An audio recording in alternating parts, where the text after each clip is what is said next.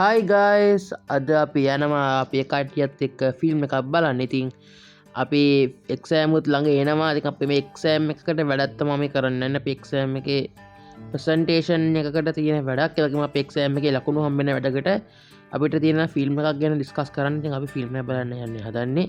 ඒ තමයි ආයු ෆිල්ම් එක.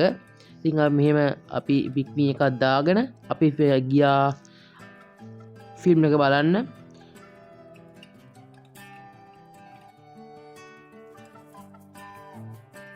ඊට පස්සේ අපි ගියේ ටිකට් කවුන්ටර් එක ගාවට. ටිකට් කවුන්ටරෙන් අපි ෆිල්ම් එක බලන්න ටිකට් අරගෙන තව පොප්කෝර්න් වගේ දේවලුත් අරගෙන අපි ඉතින් ෆිල්ම් එක බලන්න වාඩි වුණා.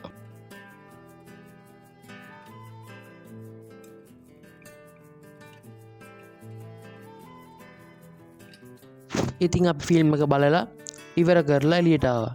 මෙහෙම තමයි එදා දවස ගෙවුනේ. ඊට පස්සේ අපි ගෙදර ගියා. ඉතින් මේ වගේ සුන්දර දවස් හැමදාම එන්නේ නැහැ. ඉතින් හැම දවසක්ම සතුටින් ගෙවන්න කියලා මම කියනවා. එහෙනම් මේක බැලුව හැමෝටම thank you bye.